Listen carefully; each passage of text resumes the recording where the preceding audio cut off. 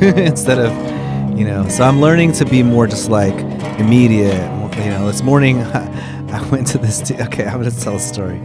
I stole a bicycle this morning because I went to this, I was walking down the street and there was all this stuff that on this person's yard, on the edge of the yard, toward the curb. It wasn't on the curb, but it was the free area. In that area where you communicate, especially if someone puts a picture in a frame that's with it, you don't have to get off the curb to grab it. If you can have a foot still on the curb. Maybe 1 foot in, 1 foot back, and then there it is, and it's framed pictures and bicycle exercise machine. What was the other thing? Croquet set. It was okay, this is stuff that someone's being offered, So there was this beautiful blue bike, and I was like, whoa, that's a beautiful bike. I'm taking this bike. So I took it and I walked it back to my house, and then I got my car and I came back to get this chair that was amazing. This amazing wooden, this beautiful chair, and and then a push mower, just the, the old school human powered mower. Yeah, I love those things. I've never used one. Never? No. Oh, it's so good. It's so good. I love them. Because there's the sound isn't there. You can put on headphones and bzz, and yeah, it's so so I got that stuff. Oh, I came back to get the chair, and I was really taking my time. I wonder if I should have just grabbed stuff and left, because the guy came out and he's like, oh, hey, he's like, oh, where's my sign? I had a sign here that had my Venmo, and I was like, oh yeah, totally. And I was like, I was like, I thought this place was abandoned. I told him that. I was like, I thought this place was abandoned. There was a missing sign that said you're supposed to pay me. Yeah. I mean, that's. I know. And then I was like, where'd that sign go? I know, exactly. And then I was like, I'll take the chair. No, I don't got to. He was like, I don't know if I want to sell that chair. I was like, oh, okay. I'll take the chair. He's like, well, kind of he didn't know if he wanted to sell it or if he just wanted to take, because I was like, oh, I'll pay you something for it for sure. It's a beautiful chair. At this point, I had forgotten about the bicycle because that was an earlier journey. That was an hour before. Yeah. I got the bike. I took it back. I was psyched. I wasn't even thinking about any of that stuff. And I did some stuff at home, and then I finally got in my car and I went back to there. I was to get the chair, and I really did lollygag when I was getting the chair. I definitely am just whoa, if I would have just grabbed the chair and left. You could have stolen it with a clean conscience. I could have stolen more stuff with a clean conscience. But anyways, so here you are telling the internet you stole the bike now. No, but it's all good. But so the guy came out, and I Venmoed him some money, and then I Venmoed him some more for the push mower, and then I Venmoed him some more for a plant, and then his neighbor comes out looking all concerned, and it's she wants to say something, but she doesn't. And then I was like, oh yeah, the bike. I was like, I'm not gonna say anything about the bike yet. I just let me just hold that card. You think the neighbor knew about the bike? I kind of feel like she saw me come get it earlier. I have something to add, unless you'd like to say it first. Yeah, but she was waiting for me to leave. This is my theory. It might not be this, but I really did feel that way. It felt kind of holding breath, And then anyways, I paid the guy, and then I was he was really just kind of disheveled, just kind of just I don't know what I'm doing. I don't know. It's obviously the house looked abandoned. His yard sale wasn't going well. You think there was a Venmo sign? I kind of wonder if there even was a Venmo sign. That's insane to be I don't watch it, but I'm pretty sure there was a sign, and if you just, there's no sign. It's in the place that we all recognize as the free spot, and then you take it, and then the neighbor's like, "Oh yeah, I'll go to court with you." You're like, "Yeah, it was awkward." That's not. Yeah, exactly. This person is the guy is being weirder than you. You're taking stuff by the. Oh yeah, it turned into me being weird at the end because then I was like, should I say anything about the bike or should I just? And I was like, I'm just gonna leave. And then, but I was like, I'm pretty sure that neighbor is about to tell them when I pull off. Because I kind of hung out longer because I was like, maybe she'll just say it right then and we can just talk about it. And I can be like, oh yeah, bike. I don't know. It's just a weird moment of me being having to recognize okay, I'm being a little sneaky. I'm hedging my bets here. Like I'm hoping that I can get away with this thing. I'm on your side. I think this. But then I was like, if it comes up, hey, I'll just address it then. We'll burn that bridge when we get to it, kind of thing. And I was like, yeah, exactly. Thank you. So I was like, I drove off, and then like I look at my, and he's like, oh, you're that guy. Where are you, that guy? You were in a band. You're in a band. Secret B-sides, right? And I was like, yeah, that's me. And I was like, okay, great. Now, if I'm a jerk, now this is gonna. It's like having a secret B-sides thing on my car and then like cutting someone off. Like, that's not good for secret B-sides. That makes secret B-sides seem like jerks. So, so it was just like, so he knew who I was, so he was able to just find me online and like message me and then tell me and be like, hey, I noticed that bike was not here. Whoa. And if you have it, he kind of was just like, he knew I had it. So I was like, okay, I know. So I was like, okay. I was like, yeah, I came earlier and got it. I can definitely pay you for it. You know, he wanted like $100 for it. And I was like, I'll give you, how about if I give you 60? And he was like, okay, that's a deal. So then I was like, yeah, so. It's pretty sketchy on his behalf, I'm going to say. His operation was very what part of Asheville are we talking disorganized. About? North? West? It was north side. Yeah. No, he was like getting evicted or something. Like, it was not a good situation for him. And so, you know, I think the bike itself worth $60. Yeah. Definitely. The chair worth what I paid for it. It was like $50. It was a really nice, beautiful wooden chair. Like, I'll send you a pic just so that. Put a link to the chair down in the description. If anybody wants to buy this chair for more than $50, I can make a profit. No, I want this chair. Like, I sat in it and I was just like, yes, this is an awesome find. Like, it is kind of crazy how much of the stuff you liked is like all your favorite stuff. The push mower, best chair ever. For real. Cool bike. Yeah, for real. Because, I mean, usually it's like there's nothing you actually want. The push mower, I was surprised. I was like, this is in really good shape. A lot of just odd things happening here. It's like the sign, the elusive, like, alleged sign, and then all your favorite stuff. Yeah, and the guy that could, like, he couldn't decide for the longest time if, like, I was like, okay, well, then what is your Venmo? Like, who cares if you can find it? Just tell me your Venmo. And he's like, he, like, couldn't figure out his order of operations, you know, which was evident. It's like kind of the whole scene was falling apart. Like, he couldn't hold it together, you know? Yeah. So eventually, you know, fortunately, I was patient with him. I was just like, fuck it. Here. I was just like, I'm getting in my car. Bye. I'm taking your chair. No, or just like dump all the stuff out and be like, whatever. I wasn't like that, you know, because I don't know. I just was like, let's just see where this goes, you know? Let's see where this leads to. Yeah. But on the one hand, I was like, should I have just like, is this like, you know, sometimes I try to derive meaning where there might not have been meaning. Like, should I be more the kind of guy that gets things done quick and moves on? Or did I like linger and allow a connection to be made that's then going to like help me grow spiritually, where I have to like recognize that like, yeah, I did hold back like a card. Like I did tuck an ace card up my sleeve and just hold it there. And I have to like face that fact. Like I kind of did that given the right situation. If the neighbor wouldn't have come out, I wouldn't have even had the like, I wouldn't have even thought twice about it. Yeah, right. But then when you know, that's like there's a lot on Cherry Street downtown, the big free lot that's gravel, you know, and I don't know if you know, it's just a shit show of a lot. There's no lines or anything. It's like, is it like blocks and then gravel? Yeah, and it's just like people just come in whatever order, and I was like pulling out a few years ago and just like scrape somebody. I was just like, you know, I don't really feel that it was totally my fault, but it kind of was. And then I look over and there's a guy like smoking a cigar in the car next to me, and he's just like, that sucks, but you know,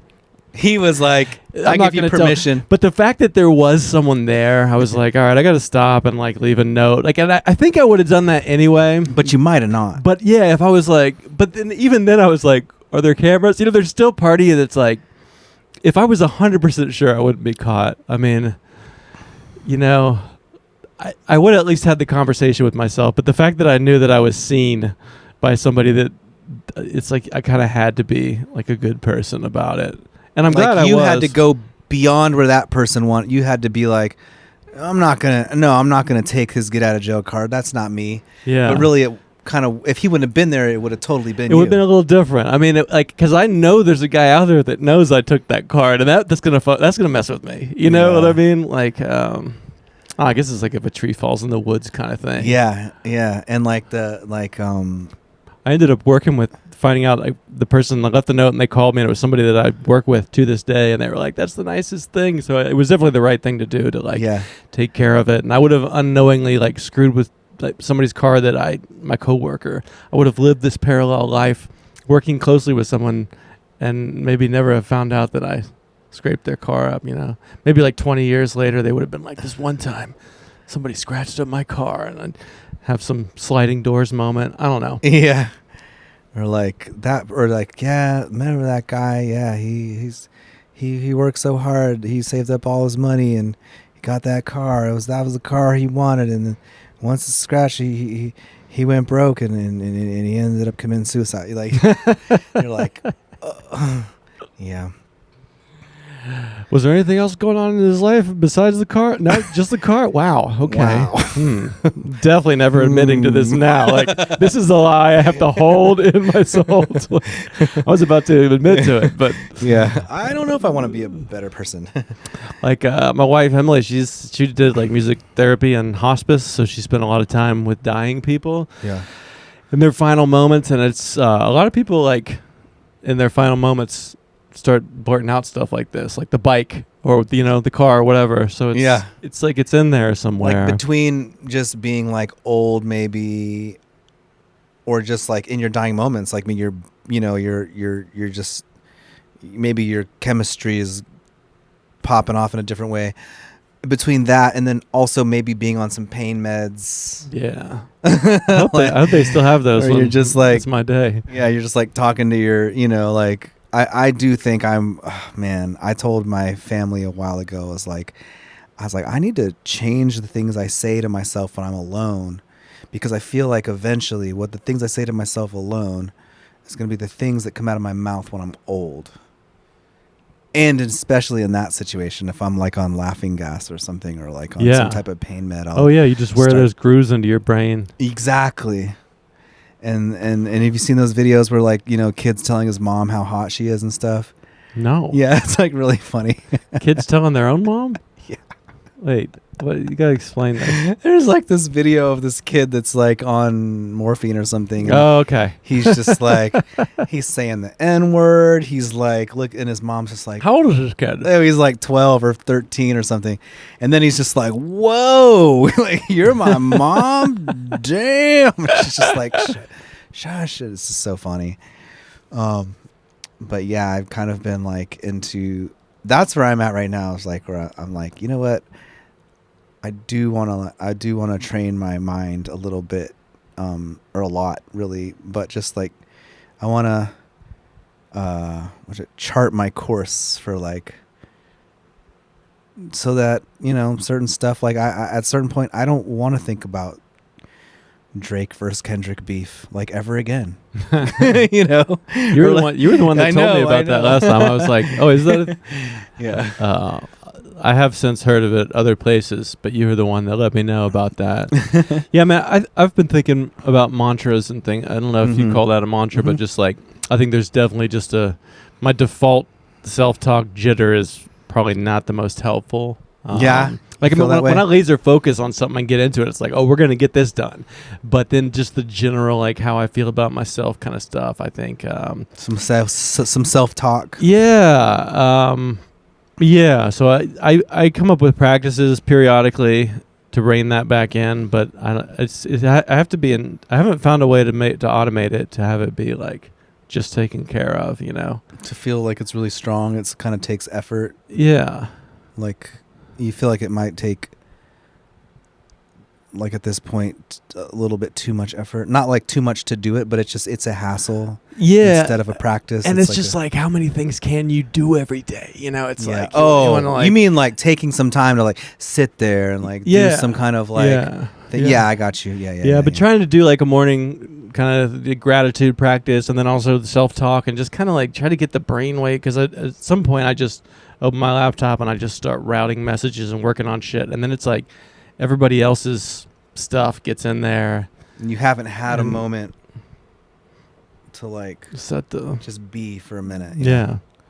I don't know if that's the same thing you're talking about or not, but I think that when you get really, I know that there's been times in the past where I've been like really into meditation. Like before I had kids, there'd be times where I'd be like off from work that day, and I would be like, okay, I'm gonna meditate for like however long, and I would end up like I don't even know how long it was, but it must have been like 2 or 3 hours.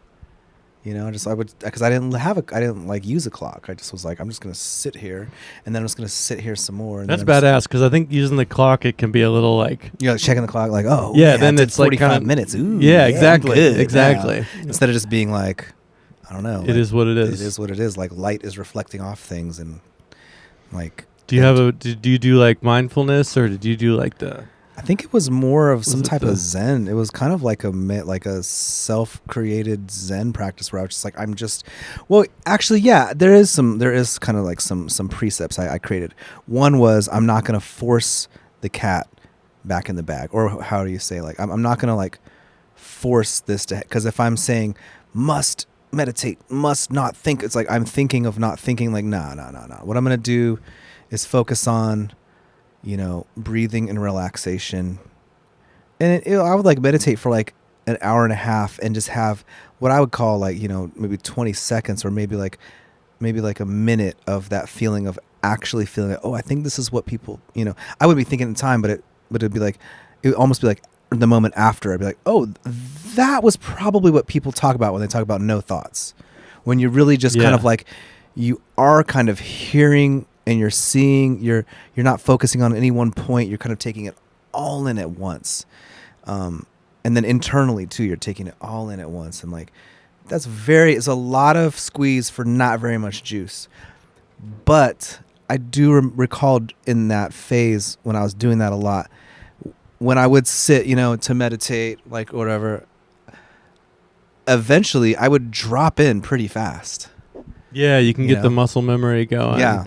Yeah, and that's like what you're describing, and like and then the like setting a self-talk, and like I kind of like they're almost like opposite but the same. One is like having an intention, like I'm gonna say I'm grateful for stuff. I'm gonna like talk to myself in a kind way, but then the other is like I'm just gonna watch my breath. I'm just gonna like listen to the birds, and like and I would have thoughts where I would let the sentence be incomplete, because I'd be like, you know, I wonder if, and then be like. ...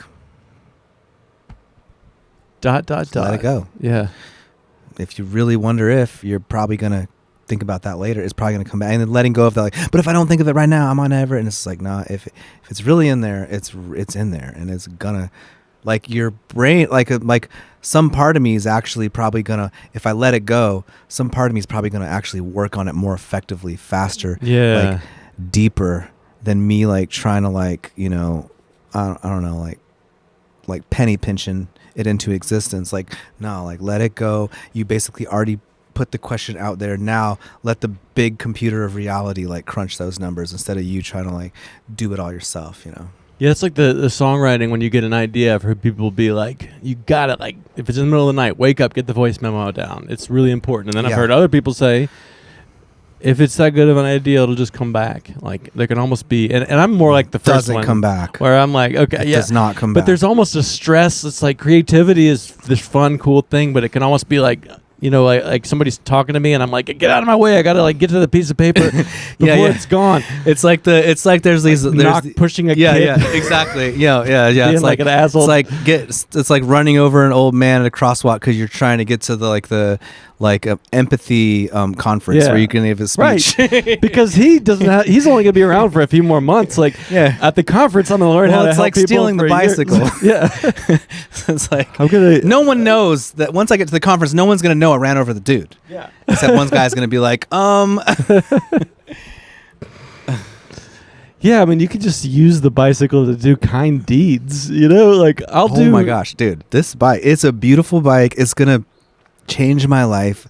I'm, you know, the guy needs the money. Like, we made I think it was a fair deal. It looked like he just needed, I don't know, I'm not feeling bad about it, that bad. Maybe in the middle of the night I'll be like, that was today?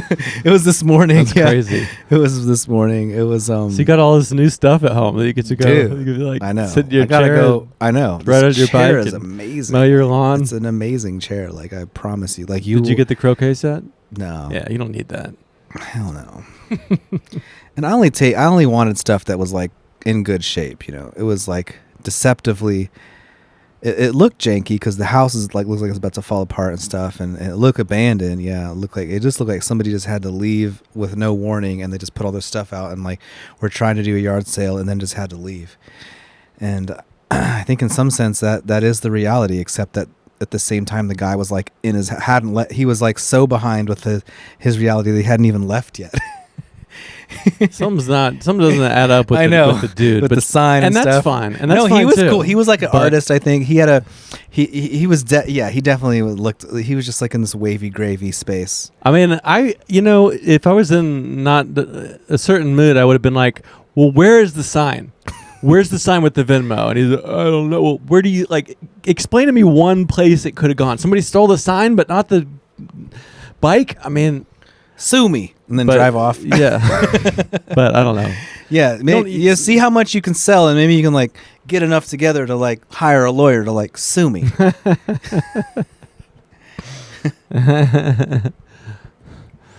Yeah, I guess being in a band that's he knows you from. Who was it? I was just talking to somebody else. Oh, I think it was Cactus. Yeah, it made me feel so seen. Where I was like, yeah, like you're in the post office line. And you're like, okay, that's it. I was being sketchy. Like I took stuff out of this guy's yard. I didn't even realize it. And if you weren't like out there as a person, but I think kind of like I saw the podcast. Yeah. I know what you said. Long term, it could be like the scandal will help. It's that's what I thought. He has this sweet singing voice. It's all soft. He's a thief and an asshole. And then you go through all that and you apologize and he publicly. went to therapy. Yeah. The EP finally comes out, the 4 songs in the right order. It's like an amazing. Yeah, I'll be on the bike on the cover. Yeah. It's all the shit people are talking about now. Yeah, I feel like that goes back to the beef, the Drake, which I know nothing about, but just like the idea that controversy fuels sales. Yeah, or just keeps your I don't know. I think about that a lot. Just like I feel like more than ever, it's like you're supposed to just keep popping up in people's feeds, or you have to keep like there's this idea that if you don't make people remember you every week, they're gonna forget about you. I hate that. Which is just that is a horrible way to live because you're never. It's just this endless amount of stress. But then you still kind of want to play the game of art where you want to. I mean, I want it to be out there. I like connecting with people. I did the thing where I just made laptop music alone for years, and it's not the same. Yeah, I wonder though, like how you can connect with people. You know, I'm kind of like exploring that myself, like how you can connect with people in a not obnoxious way. And I think a lot of people do it. You know, like there's a lot of local Asheville artists, at least I know, that like. Especially ones where music is like their main thing, like,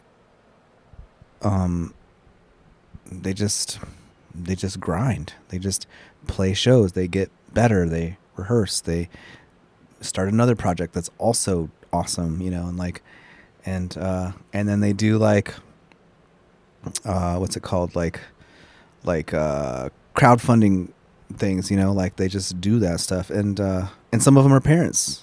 You know, so I'm just like way more lazy. Like I'm just way more just like I just want to like put like one drop of water toward it at a time, and then like eventually it's going to be a wave. I think it's better.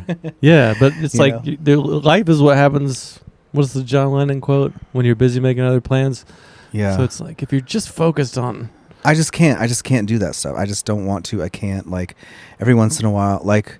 But at the same time, it's like once I make this album and it's done, once I put it, like get it to the point where it's actually done, it's going to feel so good to me that I let it ruminate for so long, because like I was sometimes, a lot of times I feel bad, like I should on myself, as people say, or my friend Jason said that one time. He's like, stop shoulding on yourself.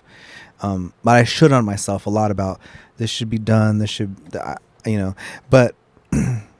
but recently with this album that I'm working on, I connected with a friend who his name is Pneumatic, and his real name's Summit, and he's a producer. He produces electronic music, and his first gig was opening up for a Secret B-Sides at the Emerald Lounge, maybe in 2011 or something like that. Yeah, that was a good era for that room. Yeah, that was a great place. And when they fixed it up a little bit, They opened up the windows so you could just sit there. It was nice. That was a nice venue actually. And we reconnected, and he was taking all these videos of his studio, and it was just so beautiful. It's up on this loft overlooking trees, and it looked nice and clean, and all his gear looked nice, and he was making videos, and he was just being hey, I'm just in the studio a lot, and I don't know, hit me up if you want to, so I responded, and I was I would love to work with you. And then he was, so he hooked it up and was you're my OG. So, I've called myself, I started calling myself an OG a year ago. We're the OGs. We are the OGs. Yeah. We are now. Oh yeah. We're the OGs. But he said it. Older than everyone. I know, exactly. So he said it, and I was all right, okay, cool. But anyways, it just made me feel okay, I waited. I waited. I only did what felt good. I'm not forcing. I'm not just getting impatient with anything. And now I feel this guy Summit was just let's work on one song. Let me help you finish one song. And I was okay, yes, this is perfect. And everything about it was just I'm so glad I waited. And now it feels I'm going to finish this song now. I don't know. So it's just made me feel you know what? I don't know. This was perfect. This is perfect. Actually, this was actually perfect. I leaned into the this is wrong. I shouldn't be doing it like this, but you know what? It doesn't feel right to put it out. So fuck it. I'm not going to do that. Yeah. And then eventually got to that point where I was just this is perfect. This is absolutely 1,000% perfect. I'm excited now. I'm not worried that oh man, am I gonna, I'm excited. I'm 1,000% feel it's just going to come together and finish in the perfect way. Yeah, I mean, I'm trying to go more in that direction, but I'm not really succeeding. I sort of I use tyranny of will to just keep making things happen, but tyranny of will. Yeah, it's instead of being let's just let the universe kind of see, take some time off, it'll come back. Tyranny I'm got the shoehorn, and I'm trying to just it's maybe we should make something called tyranny of will. It's kind of a little too it's tyrannical, I like that. Saurus Rex. I want to try that. I never thought about how those are the same, but Tyrannosaurus. Tyrannical Saurus of will. But I think what I'm coming to realize at this phase of life is that my self-talk and my own value is tied up on how many things I can crank out too. So it's I think you got to do. I think it's valuable to do both in a way, because I used to have this obsession when I was in college. I decided that I was I want to have a record label. Fuck a job. Fuck a academic career or using. I'm I want to have a record label. That's what I want. So I was thinking how would I do it? And one of the things that I thought of was it would be cool to have on that one hand a label that puts out things that are normal, where you just work on it and you perfect it and you refine it and then you double check it and then somebody else double checks it and then they master it and then they put it out.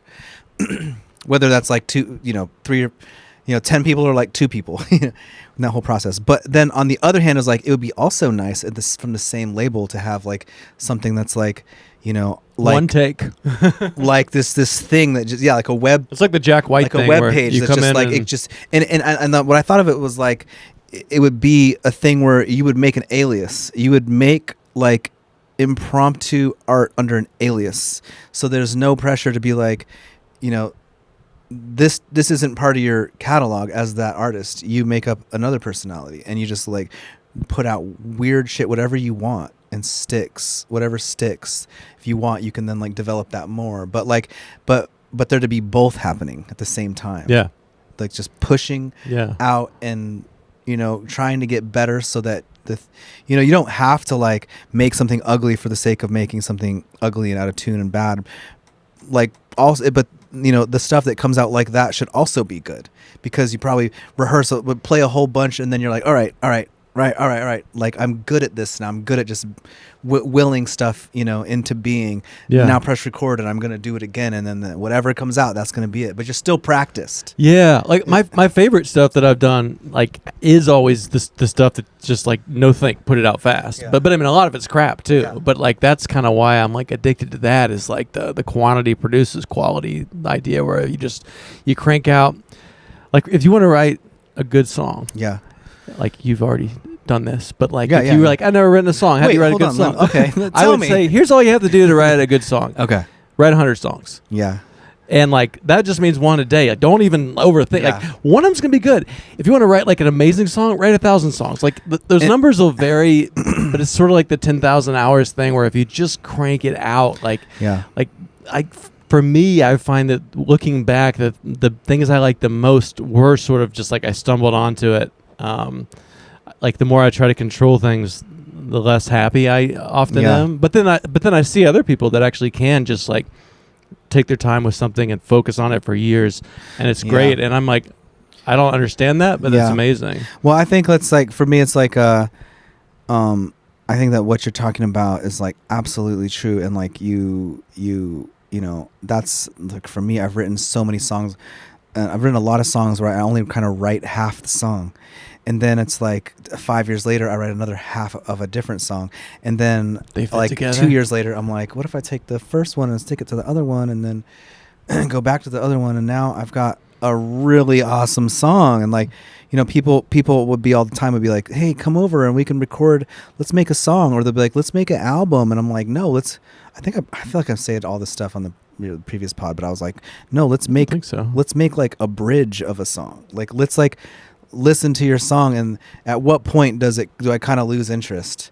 Well, let's write a part right there. Let's write a key change. Like, let's like focus on like 50 seconds of time, and like write that, and put all the energy we would put into making a whole album, like compress that into garbage, and be like, what if we focus our energy on like take all the filler out and just compress it down to like the good parts, and like, or at least try, or at least try that. And like, I think that as local artists, it's like that. Well, anyways, it's not like that's right or wrong, but that's what I'm more interested in a lot of times, is like, because it is hard work to do that. It is hard work to like limit yourself, and like try to, and try to make it so that it is like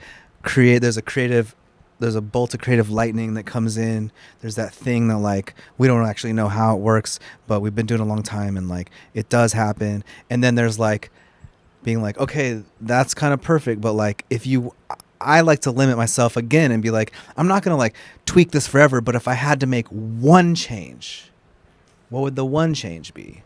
Yeah. Let's make that one change, and then listen to it. And did it actually make it better? Does everyone agree? It's just so weird. I almost want to make like a game. It'd be cool to have like a game, like a board game that like helps you write songs, Yeah. Yeah, I think, what's the guy that did all the ambient music's name? John, I forget his name. But John Cage? Yeah, that's who I was starting to say, but maybe it's not John, but it's like the guy, he's kind of like the father of ambient music. Eno? Ryan Eno? Yeah, like he had I think it was an app you could get that was sort of like that, where there was like randomness and stuff, and you'd follow some game, and then it would be like, try to break you out of like, if you pick up a guitar, your hands are probably going to go to like the same familiar places. So like... Yeah, for me it's like always like a G and then an A minor. Like... Yeah. You doing like the cowboy chords? No, there? Yeah, I figured not. Yeah, it's like a. It's almost my weakness. Is like I avoid the cowboy chord. It's a bar chord. It's got the missing finger in the middle. The middle finger's up. Yeah. Yeah. I was like, I just don't see you playing the G, A minor that people might think you're talking about. No, I play like a G that I believe it has like a 6 in it. That's what my friends say. Yeah. And then I go to the A7, A minor 7. Like literally, I do those two things, and then I'll be like, okay, gotta think of something new. But you know, I have thought it would be cool to like make some type of process, especially with like group. When you're like, so that way you can be like, all right, so as long as we all agree to the rules of the game, and then we know how to break. I mean, it also sounds like you might just be like, fuck this, like. At a certain point, you're just like, fuck this. But on the other side but of it that, would be fun fuck to try. this, I think there might still be another song that's different and better because you did that. You know, Yeah. It's like doing a lot of creative stuff with the kids. It's like, this doesn't have to be the thing. Like, you know, maybe we make the worst piece of art ever. Yeah. And that's like pretty amazing if it's that bad. Dude. And you know what The worst piece of art ever. and that informs you. Like, you're like, this is the worst thing I've ever made. Like the next best thing is going to be, you know, defined by that in some way. Yeah, because what if like the worst piece of art ever took the place of like the worst event ever, and the worst event ever didn't happen because somebody just created the worst piece of art that like was in that place. Instead of 9/11, Yeah, this could be this just painting. the fucking worst painting that was just so disgusting and offensive and just like made you feel like shit, but it was just a painting and not like a real thing that happened. Yeah, there's this comedian I love that died, Patrice O'Neill. He had this bit about. I like Patrice O'Neill. Yeah, how like he was such a truther, though. Did you? Oh yeah, follow that? Yeah, it'd be I almost amazing feel to like see him maybe he now. got killed. Yeah, well, I think he's pretty unhealthy. Yeah, a lot of diabetes. Never mind. But maybe not. But no, they were just like, we're just gonna fill the world with unhealthy snacks and let him do himself. just lock him in there with the. He was saying like all the happy holidays are from like some horrible thing. Oh, that, right. you know, like you're hunting for Easter eggs because they beat the shit out of Jesus, or you know, right. like we're eating this turkey because they shot a musket in somebody's face. Or like every Jewish one where it's like they murdered most of us, but some of us survived. Yeah, exactly. But the like let's have 9/11. Eventually, they'll be like 9/11 will be a celebration. It'll be like it's just a matter of time before it's like get your 9/11 burger, and but you know it's like and your freedom fries. Yeah, like the worst shit becomes for some reason this big celebration. Oh, dude, you're celebrating. The government loves it. The government's like cha-ching. All right, that's all I'll say. So the worst thing actually can't. Like worst and best are actually kind of the same in some weird way. Uh huh. You know what I mean? Yeah, and that's kind of like the theory of like even the space where you're meditation, where you're saying you can't think that you're not thinking, but you're like in that space where you're not thinking, but you're not thinking that you're not thinking yet. That's the space where opposite things are the same thing. Yes. Right. Yeah, I do. Because logic is, you know. Yeah. It's out the window. I mean, it's not out the window. It's just like instead of it being like. It just changes forms. It's just like a bigger, like we were talking about this last time where it was like things that might look illogical to us might be just following a logic we don't understand because we have we're down in it. Whereas if you saw up above, like we're like when you're in a flurry, it's like, oh, it's chaotic. But then when you're like outside, you're like, oh, the clouds and it's coming down and the wind is putting it in a spiral. It's following. It's like literally following the laws of physics. There's a harmony. It's actually not chaotic at all. Like you're in that spot. It feels like hell, but the whole system is. Yeah, it's a bigger system. And then I think that's kind of what meditation is letting go of the smaller logic, so that you can then like feel like, oh, okay, yeah, the bigger. I can feel it for just a couple seconds. Like there's a bigger logic. Yeah, like the God. I've starting to use that word again, God, but it doesn't mean like, you know, God or GAWD. WD, of course. Definitely not affiliated with any religion. Yeah. It's not gendered. It's none of that. But it's like until I get my tax exempt status. Because logic, though, like what's a good piece of art and what's a bad piece of art? What's logical? I think that's just a human. That's us trying to fit some understanding mechanism on. It's really just all one swirling. Yeah, it's trying to create a cheat code where you're like, oh, I don't know about. You don't feel confident. Like, okay, well, let's just say, what do most people think is a good art? Oh, okay, well, and then like turns out that piece of art, you know, I don't know. There's like, is like public opinion will shift. Like back in the day, like Elon Musk was like the man, you know. He was like everyone loved him. Everyone loved him, especially like people that wanted to like, you know, be environmentally conscious and like buy like a what is it? Like an electric car, like a Tesla. That's like the sign of like giving a shit. Well, that's like Chappelle. I mean, like woke.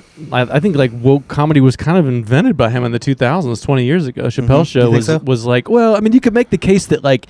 Well, now comedy is actually like taking care of disenfranchised people, but then, you know, now it's like Chappelle's saying hateful things. So it's like 20 years later. I don't know if this example goes with yours, but it's like, it's a question of time. And is it, or is it that the person changed? In the case of Elon Musk, it's like the person. He's gotten so weird. I don't think he really changed. I don't think he changed. I think he's like gotten too rich. We just realized how the sausage is made. Like I feel like his voice sounds. I feel like he kind of chortles. Like he sounds like he's just gotten too like. He doesn't. He's not. He used to. I actually when I he used to be like a when I used to see him interview. Like he used to still remember being bullied. He came off well. Yeah. Like he used to come off well in interviews. Now he's just like he's smart. Now he's just like a cigar smoking. But if we were the richest person in the world, and like every time you walk in any room, I mean, it's like, how do you not become a friggin'? I don't know. Like, I feel like someone like Elon Musk, like he like looks. I used to think like him, like Beyonce, Jay-Z, they're like the top. I feel like they're the bottom of the top. But I'm saying the top and the bottom are the same. You know, in that space. Well, I think that the top. I don't know if I'm actually saying that. It felt fun to say that. I know, because that's kind of the theme that we're talking about. Yeah. But I feel like people, like, you know, it's like the owner of a franchise is at home watching TV. The manager is there. And you can talk to the manager, but you're never going to talk to the owner on the phone of the franchise. Like, what are you doing right now? No, the manager's job. And that's Elon Musk, is like, if you have to be out there in the public and like, I just feel like that's, you're sacrificed to the public. I wonder if you're kind of more sacrificed to public perception, whereas it's very uncomfortable. It's like a job that's not that, you know, it takes a certain kind of person to want to do it. But like really, like in the end, like the mob boss is back at the restaurant. He's not, you know what I mean? I don't know. I wonder if it's I almost understand. Are you saying Elon is the mob boss? No. Or he's like I used to think he was like the mob boss. He's more actually front of house on the macro scale. So there's some other but actually Tesla I think does have like a woman who like actually runs it or something, and like I've seen memes that are like she's actually really cool and she's actually the hero, and you know Elon just is like really kind of more of like a PR guy who's just out there kind of like Kanye, just trying to like and at this point he's gone off the rails. Like Kanye now. He's gone off the rails, and like he's no longer, they probably get rid of him at some point and be like, and then what will become of him? You know, it's hard. It's like I don't think anyone's ever done it like what he's doing now. Like Kanye never actually got in the White House. Yeah, you know? right. Like He wanted to. He wanted to. He tried. And that could still happen. Did get in the White House. It could still happen. He did get in the White House for a second. Okay, but not as a job, right? And he broke protocol, and he went and gave Trump a hug. And the security guards were like taken off guard because he just like rushed. He rushed Trump, and he, you know, I think he like kind of tagged. It was kind of like a tag, I touched you and I wasn't supposed to kind of moment. But that's as far as he got. Yeah. But Elon's like the president, kind of like the president, so people say. Something like that. Yeah. Yeah. But how can we make this more fun? You mean the government situation or this conversation? I don't know. Sometimes the things that like feel. Sometimes, like, when I'm having, like, the best time, I'll listen back, and I'm like, I'm just shouting at my guest. Like, I'm like, I'll be like, that was great, and I'll listen back, and I'm just, like, too excited. Great. And then sometimes when, like, is a little more low energy, I'm like, it's kind of nice. Yeah. I do. I like it. I like your podcast a lot. Like, I was thinking about, I've listened to, I don't know, let's see, I've probably listened to about, like, probably, like, 15 episodes of it. And I listened to the one with Preach. I listened to the one, of course, if I ever recommend somebody, I listen to the whole thing because that's great. Yeah. But I really love it. I feel like you know, something about what the thing that you set up, like it just actually is interesting and like pulls a really good conversation like out of out of the air or whatever. But like, I have a few different friends who have podcasts. Preach used to have a podcast, and it's like there's certain things that you say, topics that come up again and again. Yeah.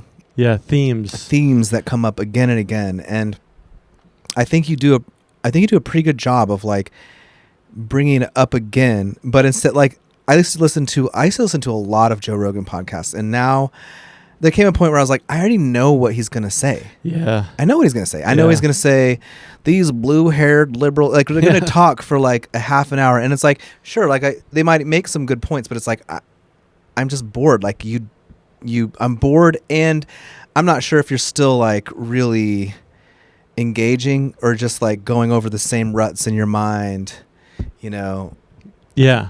In terms of like, so at a certain point I was just like, if I see that Joe Rogan interviews somebody I'm interested in, I'm like, I'm just going to watch the clips. I'm sure there's going to be like one clip that's going to be like the banger, and I'll just watch that. I don't need to go through the whole thing. So long.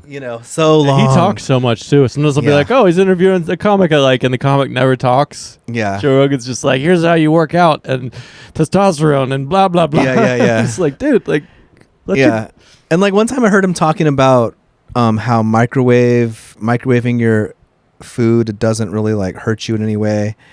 And I was like, that's cool. But I was like waiting for him to say, but it does reduce the like, I think this is true. Like microwaving your food reduces the nutrient value of your food. That's the only downside to microwaving your food. I heard somebody say like a long time ago that they did, and I've never even Googled this to check if it's, I didn't even think of it till now, but they said that they did a study where they microwaved water, and then they had unmicrowaved water, and they used it to like water plants. Yeah. And it was less nourishing. Yeah. So in my mind, it sounds like it's probably true because you're disrupting the particles in some way, but then it's like, it's like you're cooking it. Cooking food reduces certain nutrients. Like there's different ways to cook food, and like if you just like blast it with like a nuclear ray or something, I'm sure it destroys all nutrient value, and then like you move backwards from that to the point where it starts to be like, okay, let's back off. Let's back way off to like a campfire. Like so, it turns out that like the sun baking your food is like a really good way. Like it's the one of the least invasive, and then like fire, and then it kind of goes from there until like microwave. But anyways, I was just like, if you're going to talk about microwaving food and you got Jamie right there with the laptop, like why not say, instead of just saying like, anyways, well, I don't know why it stuck in my head, but it was just like, why isn't he saying, but it does, blah, blah, blah. Just give, I don't know. Like, it I think like he's kind of like the Elon Musk. Are you trying to like sell microwaves? Like what happened? Is the Illuminati like getting you to like make us eat less nutritious food, you know what I mean? Like that's like the dark thoughts in my mind. Yeah, well, I'll start being like, oh dang, like fluoride. Now I gotta figure out how to get my kids not. And it's like, I don't know. It's probably fine. Like, yeah, you're like, just like, I feel like Rogan's a little bit like Elon Musk of podcasts and comedy now, where it's like you're just such a big deal that it's just weird. Like it's like you're not even really like one of the concepts for this is that it might be more interesting to listen to real life somebody people. Who's not a big deal. Yeah, somebody that just has to like wait in line like everybody else, you know. You might have to steal a bike, like you can't just order the, you know. yeah or like yeah for sure. And so so what I was getting to is that like there's those things where I just like, he starts on a certain topic, he starts talking about certain things, like I already know what you're gonna say, and it feels like you're not bringing anything fresh to this. So then therefore, like, I no longer feels like the original thing where you were just going off the top and you were wandering around your mind or these ideas, and it was fresh and it was 2,000 episodes ago. Feels honest. Yeah. But then once you're doing the same thing over and over again, that no longer feels honest. It feels like you just have a bias that at this point is no longer examined. You've like brought the bias out into the sunlight, but now it's like, I don't know, but like it's still intact now, and you're just like reiterating in the sunlight the bias. Okay, well that's no longer fun anymore. And like, so anyways, I was trying to say that like I feel like I'm always listening for that in my friends' podcasts, right? Oh, I feel like I say the same, just 8 things on here. Like, I'm really trying not to do that. Yeah. But I rationalize it by going, yeah, but I bounce it off a different person each time. Yeah. And so it's that's like, what I'm saying. I'll be like, hey, comedy yeah. and music are the same thing. Like, I say that like every podcast. Right. But then somebody will like always have some new thing after that where I'm like, well, I don't know. I think I got to say it one more time. Because it's like I like throw it to you and then you throw it back and I'm like, oh, it's a new idea again. Yeah. Yeah, totally. So like one of those things that I feel like we talked about in I think I heard it we did it, is said it in ours, said it in Preaches, and you said it in Cactuses, was about the 90s and the cynicism of the 90s. I think ours might have been the first one. Really? That's an honor. Yeah, because that really has stuck with me. I mean, that's like, because I'm so just done with that. I'm so done with that, but it's still kind of in my DNA. Yeah. From just like the formative years. Yeah. Well, do you think that like, the cynicism, I mean, like, let's flip it. Like, what can we think of like any ways that the cynicism of the 90s, was like a good thing? Like that it might have, because one thing I think of when I think about the 90s and like the music of the 90s and the aggression of the 90s and the cynicism and the kind of like pressure to be real, not be a poser, to like, yeah, that word sums it all up. I know. Like, it was the worst thing you could be in the 90s. Like, and then, yeah, and it's like, well, and then did you ever say, well, if I could do that thing, if I could do like a 360 kickflip, I'm definitely not a poser. Oh yeah, I'm still doing some version of that. If I could like play the solo from this one song, or like if I could write this, then I'm definitely not a poser. Yeah, I'm still sort of saying that with jokes or song. Like I'm still trying to, like, before I die, reach the point where I can just sort of accept myself. I am not a poser. Like, and not have to prove to myself that I'm not a poser. And on your gravestone it'll say not a poser. Definitely not not a poser. Exactly what a poser would have on there. Shit. But like, I don't know, in a certain sense it's like the acid bath of like, getting you to like dig deeper and like try to find a more authentic place that you're coming from. Like in some ways, I mean, I'm glad that's gone, but like, I just wonder if it's like, if it had a use, like if there was something, like if it came from somewhere, had its use, and then we like grow out of it, evolve out of it. But like it had its moment, it had its purpose at the time of like, I wonder sometimes if like, if humanity, like we kind of like think collectively, or we process things collectively, and so like if our like, if like there's like shady things happening politically, let's say there's like an assassination on the other side of the world, and like we don't know that it happened because it didn't technically happen. We're not necessarily supposed to know that it happened or something, but we can like feel that like something we're a part of like happens, someone's like suffering or something on the other side of the world, and it might be like kind of like, maybe you could just like subconsciously feel it. Oh yeah. And then if like that comes out as like angsty, like things are not fair, so we need to make that, so think there's like a coat of falseness, and so like the seeking to be real, are you real or are you fake? Like I think there was like some of that was maybe just a collective, like there's we're being kind of fooled, and we need to like get back to like what's real, Yeah, like it may have been useful at the time, but now we're like dads. I'm in my 40s. It's like, okay, well, I don't need to be like as much that way. But yeah, I know what you mean. I mean, the 90s, like it's like when punk broke. Like that was like Nirvana or whatever. That coming off the 80s, it was like, let's do the opposite. Let's be more raw. Let's like be more because like punk that came out of the like 70s and 80s kind of went mainstream a little bit into like, what's it called, new wave. Say that kind of like like new wave, and then it kind of, and then it was another like, wait, no, we can't let that, we got to bring it back, we got to make grunge. It's just like like hardcore resurgence. And then like, but those guys like Cobain and Vedder and stuff, I mean, they were definitely like, hey, it's cool to be gay, and we shouldn't like beat these people up. Like that was like kind of the first time I heard that stuff. I mean, that's like 30 some years ago. So there were some good things. Yeah, it was an evolution. And then it's like, they people died in it, and then it was like Creed, and like the I think there was the thing that the end of it makes you done with it, but there was, I think you're right that there probably was some like usefulness, or it was, you know, you're looking back, just a desire for authenticity, you know, just like a desire for like smashing through like the falseness and getting back to something raw and just like emotional. I think that's kind of what like Nirvana was for a lot of, you know, us who like I was reading, I saw this documentary on Netflix called How to Rob a Bank, and it's a documentary about this guy named Hollywood, and he was a bank robber that like covered his face in like a you know, like a rubber mask that looked like it had a mustache and stuff. Like Point Break? Yes. He was the best movie of the 90s. I know. I agree. And Point Break is in the documentary because he was influenced by Point Break. He saw Point Break and was like, I want to do that. Yeah. So he like researched. I know. I know. So he like, you got to watch this documentary. It's so good. It's called How to Rob a Bank. Okay. But there's a reason I brought it up though. It's like something we actually authenticity. Talked about. Authenticity. The 90s. Oh, Seattle. And it was talking about how it all happened in Seattle, and he was talking. It was the documentary was talking about how grunge music was kind of like there was all this money coming into Seattle at that time because there's all these.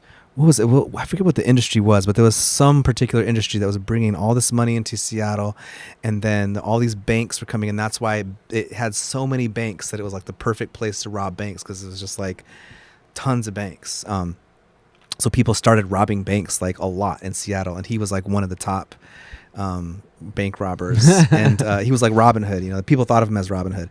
I don't think he was like actually like Robin. He didn't give him money like to anybody, but it was kind of like, oh yeah, just like they're fucking the man. You know? People like related to it's like pirates or something. But all that money coming in, that gentrification coming in, that kind of added to it kind of might have helped create grunge music that was just like, you know, a pushing back against the corporatization of Seattle and of society. And so it definitely was like a pushing back against like, you know, just being like corporate, like sales. And Nirvana was like totally like that. Like they were so that's where that sarcasm comes from, you know, of like making fun of the establishment. Yeah. I mean, there's so much integrity in it, but then I'm like, Kurt Cobain was such a dick too. Oh, you know, like totally. Like he would just like talk shit about, you know, other bands. He would just start really mean. shit. Yeah. He would just he would say funny stuff but it was like, or they like. But he was 20. I mean, he was just a kid. He never got to like be our age and be like reflect. Yeah. No, there was supposedly like they would like run their tour manager just raw, like by just like doing things and. Pranking him and and like just creating problems for him, you know, which is like terrible, really, and dumb. Like, it's kind of funny for like 2 seconds. But it's also like, but it's like, why be an asshole? The person who's like trying to help you. It's interesting with Grohl. I mean, I'm not really like followed the Foo Fighters, but like, you know, they're. Like he joined that band. They had like 7 drummers or something, and then it's like within a year of him joining the band, it was like Nevermind broke, and you know there's a lot of factors, but I think he's like obviously a very skilled arranger and songwriter and drummer and all kinds of stuff. And then for Kurt to have died, and then Grohl is like, it's I think the Foo Fighters kind of still is like a Nirvana like limb or something. Yeah, but it's a very optimistic. Like he's like the nicest. He's like the nicest, like guy, or they say. Yeah. So it's like it's kind of interesting that like that band died, but then the really nice one kind of kept doing. Like there's some weird sort of like math or some like, you know what I mean? Karma. Like, like Kurt was like so much on heroin, it's so fucking angry, and then the other guy kind of like the turtle ended up winning the race, kind of like yeah. Like the just like the nice guy won. Kind of it sounds weird, but the nice guy like ended up like outlasting, like got to, and maybe in a sense somewhat rewrite history a little bit of like I mean, my algo is so 90s. I think it's just like they're probably not as important as I think they were in the 90s, but it's just when I came of age and Wait, really who? Who's not important? The 90s, like the like to me, it's like everything, because it's like that's when I stopped being the kid that just believed what my parents said and started developing my own identity. Yeah. So it's just like I'm which just probably somewhat because of that. Like, I'm not a poser. Probably like, no, I'm not. Nah, not that. Nah, something else. Yeah. Like, go on my journey and like figure it out and like prove I'm not a poser over and over again until you're like, okay, maybe I am a poser, but maybe I'll just be funny being a poser. Yeah. I mean, that's hard too. It turns out, like, damn it, there's no way out. I mean, that's what I do like about comedies. I feel like it has felt a little more to me like your weaknesses can be your strengths. Mm-hmm. Like there's not the coolness is not the same, which I like. Oh yeah. Because you see somebody that goes in all confident and they're just like, oh, I'm gonna rock this. I can rock any crowd. I'm just gonna start saying a bunch of vulgar stuff and like, do I do this in the bar all the time and everybody laughs and then like, but when it's actual kind of more of like a comedy culture is developing and there's a lot of comics in the room, like they're like potty jokes, meh, like like I don't know, just like I think I noticed. I went to a few open mics, like, I don't know, probably like 10 years ago, and did some of it, and I just was like observing, and I was like, oh, there's kind of like some unspoken, maybe sometimes spoken, but there's developed some type of like rules a little bit, and it just seemed like being really like, just, oh, I'm going to talk about sex and everyone's going to laugh because nobody talks about sex. It's like that might have worked in like a really conservative town in like a bar somewhere. Yeah, Asheville is like, but that's no, people here like got butt plugs and stuff like. Yeah, exactly. That's not impressive. Yeah, it's weird too because like I travel in the region and it's like more kind of like that in a lot of other places, and a lot of people like won't, if they come here and they do their sex jokes like that, they say that we're like too snobby, which I think could be true. Like it's Asheville's a very like singular comedy. Yeah, like that thing you're describing is definitely what we are here. Yeah. But it's not like that around. And I almost think we can be a little too that way, where it's like we don't cross pollinate as much as we could. Like I know, but how like I mean. The other thing too is I never like at a certain point I felt like when I was in college I hated Chappelle. I hated Dave Chappelle because I didn't hate Dave Chappelle, but I was just like, this is not funny. Like I don't get it. It's just he's just being like he's just making fun of people like And then after I had kids and stuff and like I don't know, I just at a certain point I got a little more cynical and I was like, this is hilarious. This is the most funny thing. And I can laugh at him making fun of other people, and I can laugh at him making fun of me. And thank God, like somebody can make us laugh at ourselves and at each other.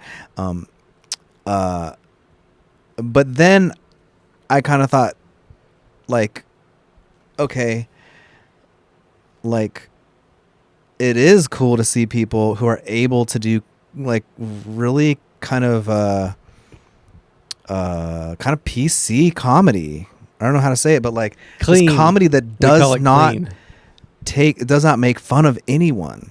Comedy for everyone. Like this seems like, swimming or running a marathon with like hopping on one leg. Like you're not using all the tools that are available. You're like doing it the hard way. It's like harder, like climbing a mountain with like, with like one hand tied behind your back. Yeah. Like no shock. And then it's like, no shock. Exactly. Because you start like, because I don't know, like I've talked about clean. I don't know if you've heard me talk about it, but I work clean, and I can work clean. A lot of my favorite comedy's not, but most people cannot work clean. And when you start doing clean gigs, which just means that like PG-13, it can be for anybody. You don't take like a political stance, and you don't like graphically describe drugs or sex. Or when you start to go to an open mic and watch all the comedians through that filter, you go, shock is like, people don't even realize they're relying on shock. So hard. Like it's just kind of in your muscle memory, blah, blah, blah, blah, abortion, rape. And there's just, even if people are like, oh, it's like there's something happening. Reaction. Yeah, reaction. Yeah. Whereas like just to do it with your idea without any of that, it is harder. And I think that like, Nate Bargatze, he's like the king of clean right now. No. But like I can watch him with my kids, and that's pretty cool. That's cool. That is, we can sit there and laugh at something. Yeah, that used to be the philosophy behind Secret B-Sides. I was like, well, like my bass player like wanted to do like flyers that had like, butts on them or something, and I'd be like, well, that's fine, but I'm trying to create something where everybody can come. It's not like I'm trying to reduce the like obstacles to success. Like if I make something where it doesn't matter if you're an old person or a kid, like everything in between, everyone can come to my show. All right, then we're gonna do that. We're gonna ride the edge, but we're gonna be like PG-13. Yeah, because it's got to have a little something. But I think that's a really nice way to do it. It's like, why limit yourself? Why limit yourself? There are a lot of gigs around here where you can go to the Tri-Cities in Tennessee, and it's like some older people that went to church on Sunday. It's not all that, but it's like you're gonna like, I don't do that room. It's like, well, you're just doing open mics. Like, why would you not try to work as many places as possible? Like when you are Chappelle, you can say whatever the hell you want, but even Chappelle's going to have eventually diminishing returns, and like at a certain point, he point, has an audience that comes for him. Whereas we're all just like, hello, strangers, I got 20 minutes to try to make you like me and try to, and then you might never see me again. and I've started extending this to like, and they probably will never see me again, but like politically, like I try to really leave my politics out of comedy, or at least like I see so much. I've always been a diehard liberal, but I see so much liberal pandering at comedy in Asheville now. Trump sucks. Everybody's like, yeah, and then they're like, it's like, all right, got him on my side. That was there's no like where's your joke? Even take on it, and it's like that's not a take. That was just you're just trying to get them to like you with a cheap, and it's like I feel like that kind of rallying on either side is the divisiveness is one of our biggest problems. So if you can get people on two different sides of the political spectrum to share space and laugh together, like that's a really important, beautiful thing, and we're becoming more and more siloed.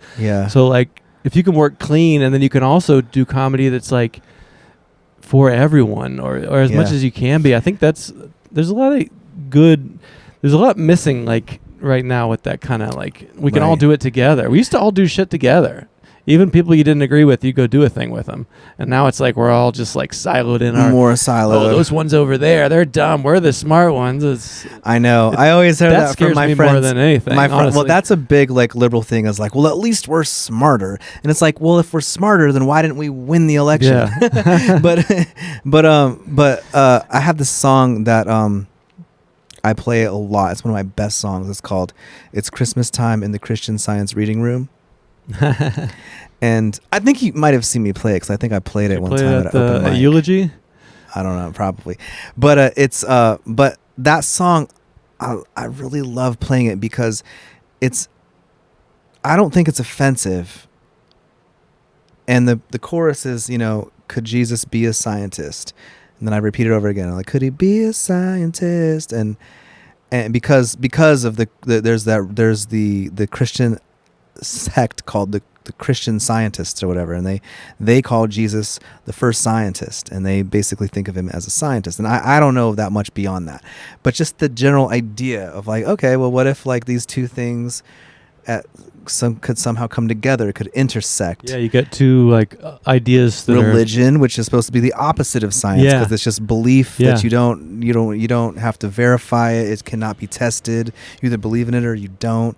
And then there's like science, which is like, I think sometimes we treat it like a religion because we don't do the experiments ourselves. We still trust the dude in like the white thing, the outfit that shows he's he or she or they are a scientist, and we don't do the experiments, but we believe it. Whatever answer comes out of that end of that pipe, we believe it with all our heart, but like that song, I play it a lot, and I always, I'll be like paid to play at a business, and I'll be thinking, this feels very edgy for me to play this song. Edgy, yeah. But I'm going to go ahead and play it because it's very authentic to who I am, and it's probably one of the best little nuggets of art, or something, an idea like that I can actually give. And if this is, and then almost every single time what happens is like everyone loves it. I look up I finish playing. I usually close my eyes a lot when I'm playing, so I'll open my eyes, I'll look around, especially on that one. I'm just like, play the song. I don't know what's going on out there, but I'll open my eyes after the song, I'll look around, and everyone's still there. They're like, oh, that was nice. And then I usually say, okay, nobody left. All right, great. You know, we're good. Like, that's my edgy. You get a laugh. And it's like, yeah, I do. I get a laugh. And then like, you are good with the. I noticed that when I saw you that you're good with the in-between stuff. Yeah. And see, I can be funny for like, you know, half a second. And it's like when I try to elongate that into like, oh, I'm going to be a comedian, like it's not. I'm sure if you went after it, you'd get longer and longer, you know, whether you want to put yourself through that suffering or not. But I would be more of like, I'm more interested in creating those like, like gently highlighting these impasses and having somebody for a second be like, I guess, what if Jesus could be a scientist? On both sides, it's a little bit like, loosens up the like tight knot of them being so separate, right? You know?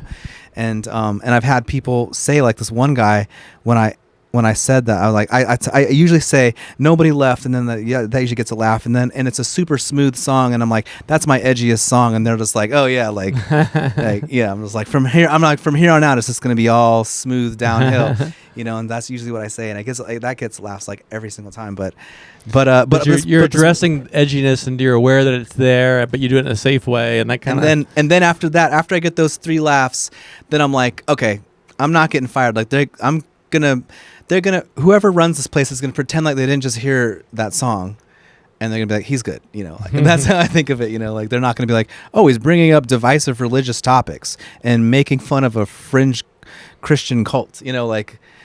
And it always works out. So it's like this risk calculus. But I already decided. I'm just like, no, I'm gonna be authentic. This is one of my best songs. And maybe, you know, sometimes I kind of muffle the words a little tiny bit, just like a little tiny bit. I'll just be like, just so like by the end of the song, you know what I said, but at any one moment, it didn't like snag. Yeah, because I wasn't like Jesus, you know. I was just like Jesus, you know what I mean? Like, and songs are more like you don't get all the lyrics. Because like if I say Jesus Christ, or if I say could Jesus be, it's like could Jesus be? It's like it's in there in these syllables. It's more syllabically broken down than like, you know, put up as like this bright light concept. Yeah, yeah, I like that. Yeah, so that's. I think that's kind of like where I think we need more of, though, is like it's yes where we're with each other, but then can you then bring in it's not the first thing, it's not the first song, but it's like now that we're all feeling good together, let's gently have it be next to us, you know, just gently bring up a little bit of it's like exposure therapy. Yeah, it's exposure like therapy. Exactly. You had to be in the room with people that don't think just like you. That was a little weird. And then after you got comfortable with that, we brought in an idea that maybe you guys are on different sides of, and we kind of sat with that. And then we went home, and everybody kind of felt like, oh, that was kind of nice. I think I needed that. Yeah, like I felt people loosen up next to me, and I loosened up next to them, and like. Yeah. I just like dropping a little idea of like that something that will like a little nugget that will get into their, like a meme basically, that will get into someone else's self-talk, you know.